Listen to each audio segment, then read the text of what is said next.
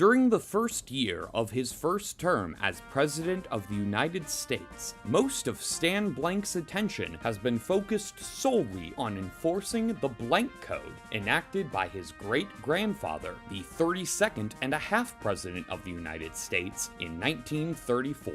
This enforcement has included promoting Blank Code-compliant filmmakers, and even appointing some of them to his cabinet. The most prominent of these filmmakers is Calypso Poison Frog. Prior to being appointed as President Blank's Deputy Chief of Staff, Calypso had made a name for himself as both a national hero and a skilled independent filmmaker, and is now celebrated as one of the greatest filmmakers of the decade. Born in 1994, shortly after the death of former President and Mother Goose A-Go-Go star Richard Nixon, Calypso Poison Frog was adopted by Max Cat and Xylia Anteater, who gave him an early love for film when they took him to the premiere of Sonic the Movie. While human critics and audiences alike decried the film for its dark tone and lack of faithfulness to the Sonic the Hedgehog video games, the film was an inspiration to Calypso and many other anthros, who were starting to see less representation in film due to the advancement of CGI technology pioneered in the 1992 hit Stephen King adaptation, The Lawnmower Man. Unfortunately, The Lawnmower Man was not the only American tragedy that would make life harder for anthros like Calypso.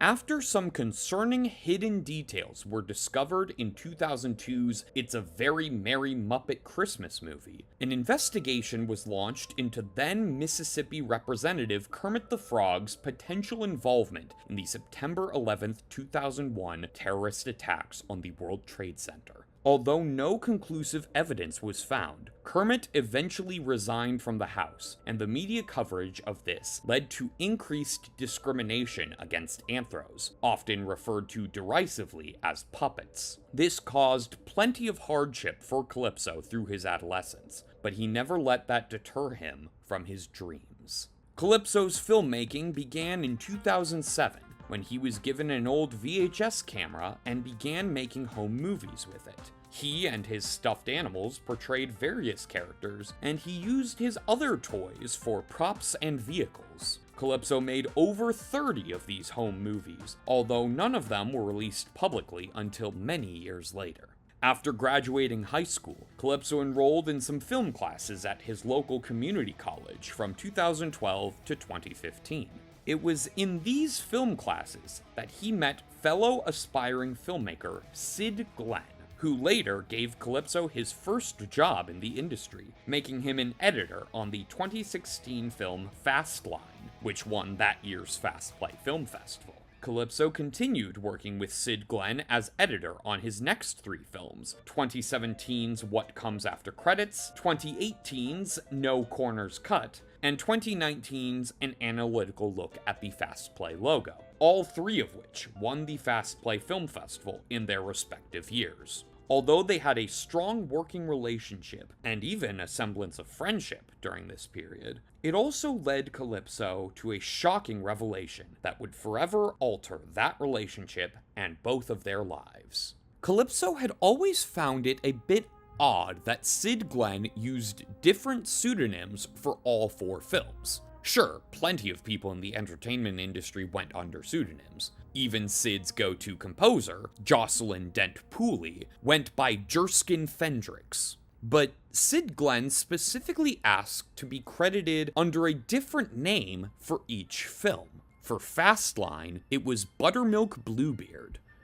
Odd, but has a nice ring to it. For What Comes After Credits, it was Jack the Stripper. Certainly more humorous, if a bit more disturbing. For No Corners Cut, it was Taco Bell Strangler. Even more disturbing, but at least somewhat fitting for a horror film. For An Analytical Look at the Fast Play logo, it was the Fast Play Bomber. This was, without a doubt, Sid Glenn's most disturbing pseudonym yet, although one might assume this was a cheeky reference to him building his entire career on low-effort entries into the Fast Play Film Festival. The true meaning, however, became all the more shocking once Calypso realized the previous pseudonyms were all nicknames for real-life serial killers. After this realization, Calypso did some more digging.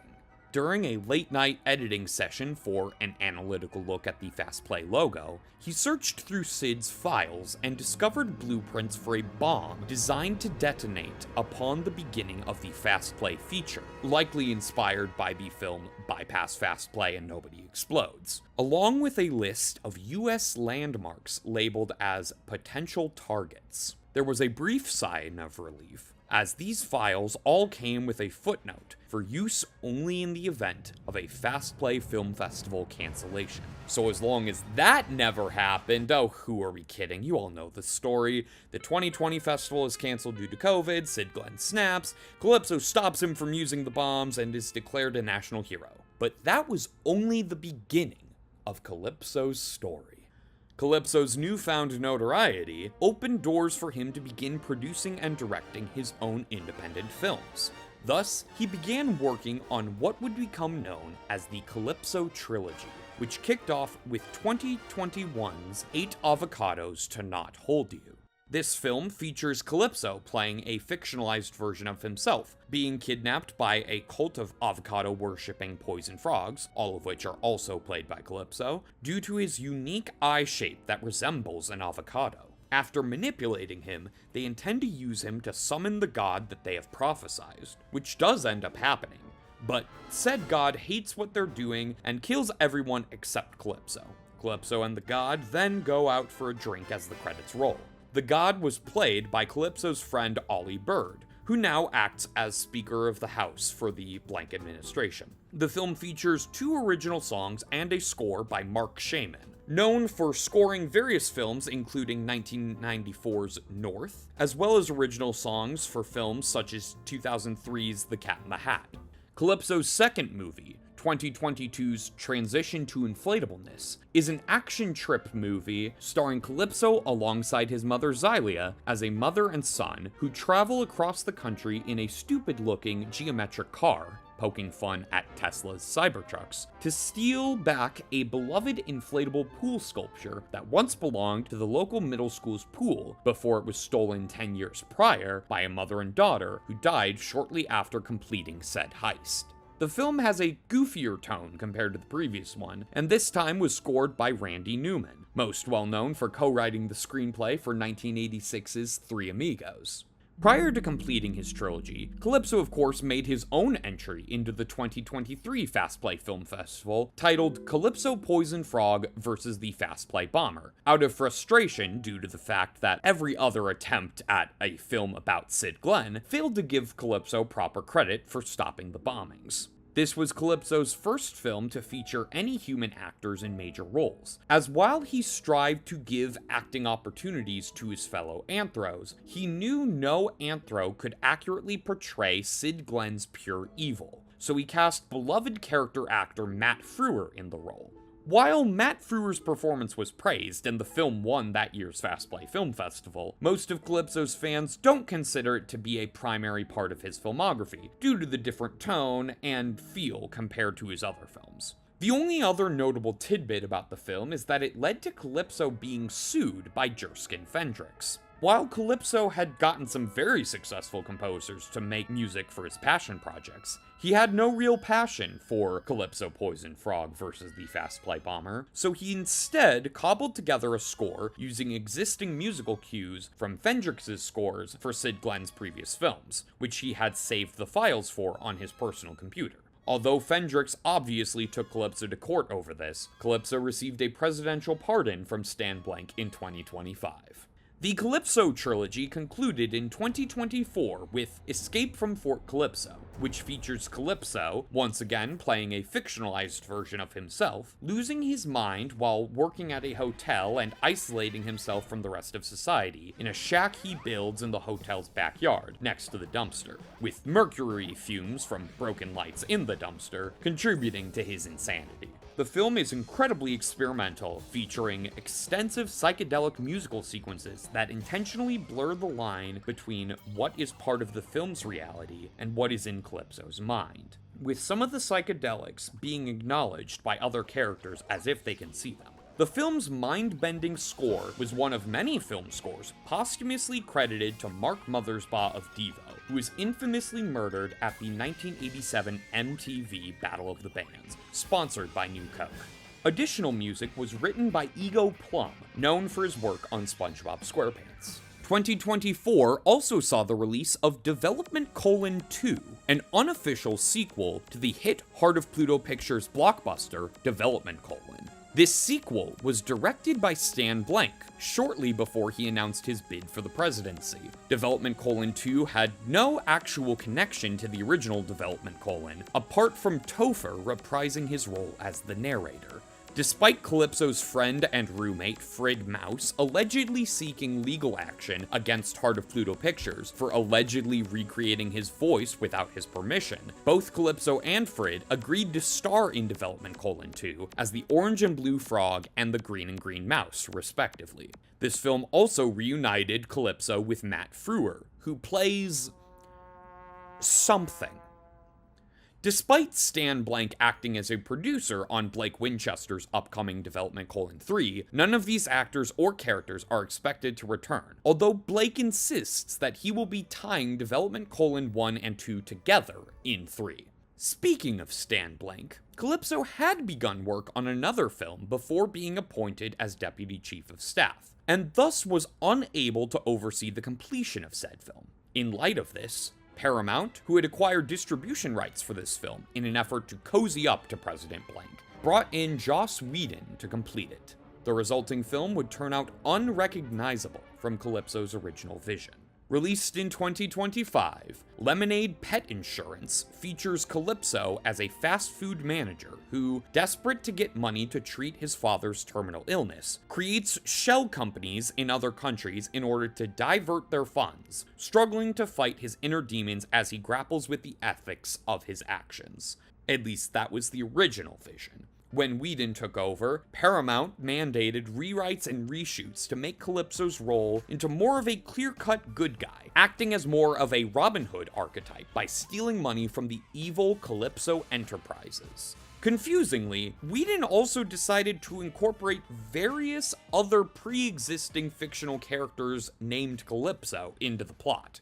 This creative decision came to mind when he looked through Calypso's personal files and found a contract containing the film rights to the Marvel Comics character Calypso. When asked about this, Calypso revealed he actually attended the 1996 bidding war for Marvel character film rights alongside his father, and accidentally took the Calypso rights contract thinking it was for him. After this discovery, Joss Whedon negotiated with Disney to temporarily license out the character Calypso from the popular animated children's show Bluey, and he was also given the rights to the character Calypso from a scrapped sequel to Pirates of the Crunchabean, The Curse of Oops All Berries. Paramount, meanwhile, secured the film rights to Calypso and Calypso Enterprises from the Twisted Metal video game franchise, which had recently been adapted into a moderately successful TV series on Peacock. Of course, these additional elements dramatically increased the film's budget, but Paramount thankfully secured additional funding through a sponsorship deal with Calypso Lemonade. As a result of this sponsorship, Calypso Poison Frog's role was portrayed in the reshot scenes by a bottle of Calypso Southern Peach Lemonade. As for the other roles, Lemonade Pet Insurance is the only Calypso project to primarily star humans, another mandate from Paramount. The only other role besides the lead to be played by an anthro was Bluey's Calypso, who was played by Sunny Day, marking his long-awaited return to acting after previously playing Sunday in The Wacky Adventures of Ronald McDonald. As for the human cast, Naomi Harris played Crunchabean's Calypso, also known as Tia Dalma, and Ariana DeBose played Marvel's Calypso. Even the role of the protagonist's dying father, a role specifically written for Calypso Poison Frog's real-life adoptive father Max Cat, was ultimately played by frequent Joss Whedon collaborator Alexis Denisov. Anthony Carrigan expressed interest in reprising his role as Twisted Metal's Calypso for the film, but was contractually prevented from doing so, and the role went to Jared Leto. Calypso Poison Frog originally spoke with David Newman about composing the score, but Joss Whedon instead hired Christopher Lennertz, marking his third time scoring a Lemonade-centric film, after previously composing for Parker Finn's Lemonade Smile duology. Lemonade Pet Insurance is, of course, unanimously regarded as the worst film of Calypso Poison Frog's filmography. Thus concludes, for the time being, the film career of Calypso Poison Frog. When asked to reflect on this part of his life, Calypso surprisingly cited an analytical look at the Fast Play logo as his favorite film he's been a part of, and one of the only ones he regularly rewatches, as even with the trauma inflicted by watching Sid Glenn turn from a close friend to an attempted murderer, it doesn't diminish listening to David Attenborough describe the Fast Play logo for an hour. As for Calypso's other films, his VHS home movies were finally released to the public exclusively on Paramount Plus, as yet another attempt to cozy up to the Blank administration, which excited Calypso's fans until they actually watched them. Though they are considered interesting to see where he got his start, they aren't seen for anything other than that. The Calypso trilogy is fully available on both Paramount Plus and Brekflix, and remains popular.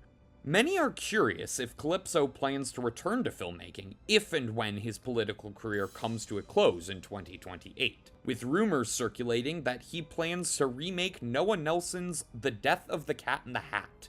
Of course, Noah Nelson's filmography is a story for next season.